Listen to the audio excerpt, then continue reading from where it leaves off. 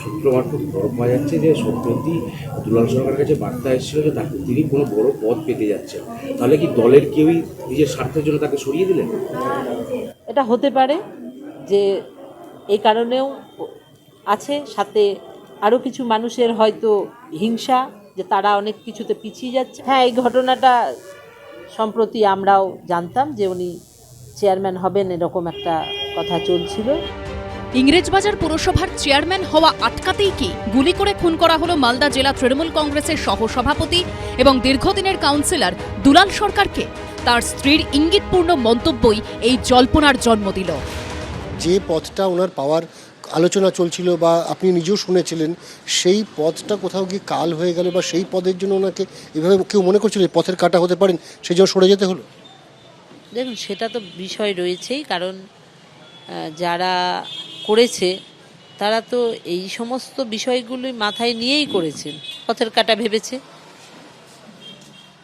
এবং সবসময় চেষ্টা করেছে দুলালবাবুকে ঠেলে কি করে পিছনে পাঠানো যায়।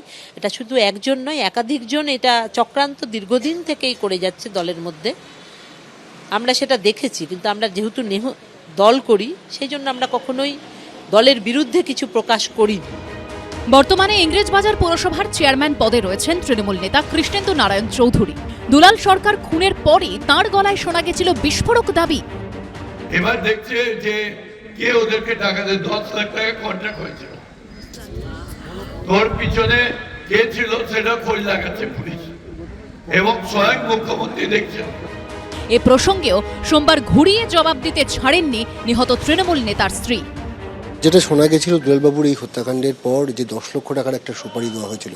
দেখুন, যে বলেছে সেই জানে কে দিয়েছে না দিয়েছে, কাকে দিয়েছে, কেন দিয়েছে, সেটা তিনি বলতে পারবেন। আমি তো এরকম কিছু জানি না, পুলিশ বলতে পারবে, আর যিনি বলেছেন তিনি বলতে পারবেন, তার কাছে হয়তো খবর ছিল। আসলে বিষয়টা হচ্ছে দিয়ে খাওয়ার রাজনীতি।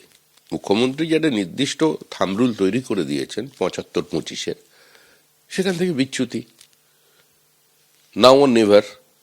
ওরা বোঝে যে চলে যাচ্ছে দলটা ক্ষমতা থেকে, এই মুহূর্তে যা পারি নিয়ে নাও, সেই নিয়ে মারামারি খুনো। নিহত দুলাল সরকারের স্ত্রী দলেরই কার বা কাদের দিকে আঙুল তুলছেন? তাদের কি গ্রেপ্তার করবে পুলিশ?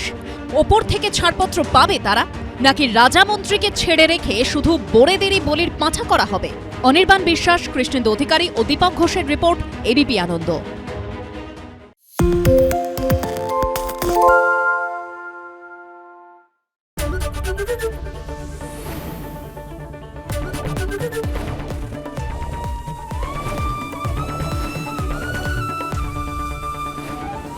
এবিপি আনন্দ, এগিয়ে থাকে, এগিয়ে রাখে।